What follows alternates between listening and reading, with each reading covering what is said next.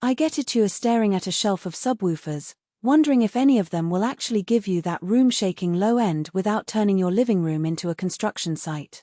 You've probably already watched a dozen best subwoofer videos, but the fear of splurging on something that sounds great on paper yet falls flat in your setup still lingers.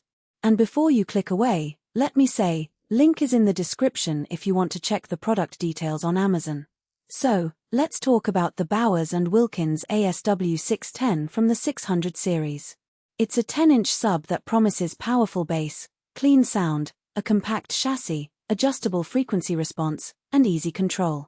Those buzzwords sound nice, but what does that really mean when you actually hook it up to your home theater or stereo system?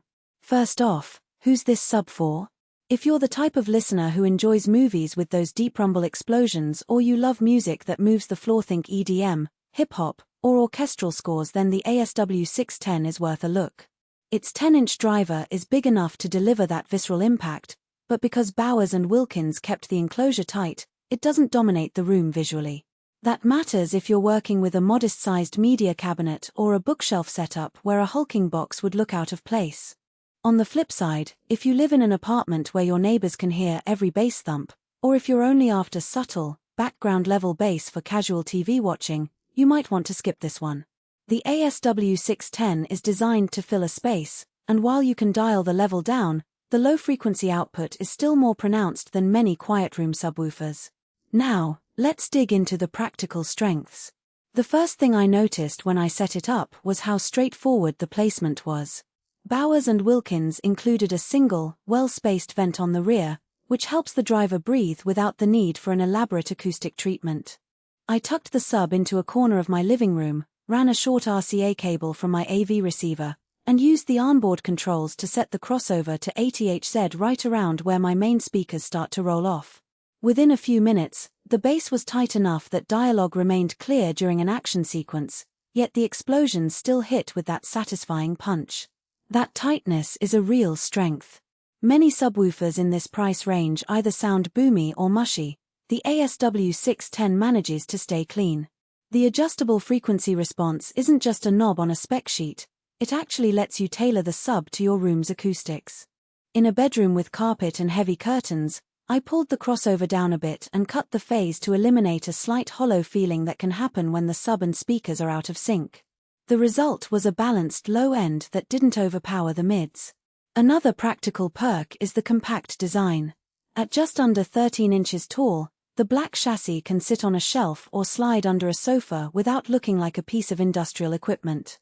If you have a minimalist aesthetic, this sub blends in rather than sticks out. The front panel houses a single volume dial and a button for phase inversion, no confusing menu system or app needed. You can adjust it while the movie is playing, which is a small but appreciated convenience. But there are trade-offs. Because the enclosure is relatively small for a 10-inch driver, the deepest sub-bass frequencies, below 30 Hz, aren't as pronounced as you'd get from a larger, ported box. If you're chasing that earth-rattling feel for a dedicated home theater with a large room, you might notice the low-end taper off a bit earlier. It's not a flaw, it's a design decision that keeps the unit compact. Also, the power handling is modest. The built-in amplifier delivers enough juice for most small to medium rooms, but if you push the volume to max in a large space, the sub can start to sound a little strained. In my testing, keeping the output around 7080% of the dial gave the cleanest response. That means you'll need a decent receiver that can feed a clean line-level signal. Cheap, noisy outputs can introduce hiss that the sub will amplify. Another consideration is the lack of wireless connectivity.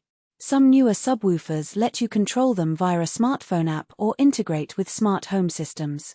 The ASW610 sticks to the classic wired approach, which is great for reliability but means you'll have to manually adjust it if you want to change settings between, say, movie night and a music-only session. So, who should walk away? If you're on a tight budget and can't justify spending a few $100s on a sub that isn't going to be the centerpiece of a massive home theater, there are cheaper alternatives that will still give you bass, albeit less refined. If you need a sub that can fill a 30+ square meter room with deep, rumbling lows, you may outgrow the ASW610's capabilities and should look at larger, more powerful models. Who should take the plunge? Anyone who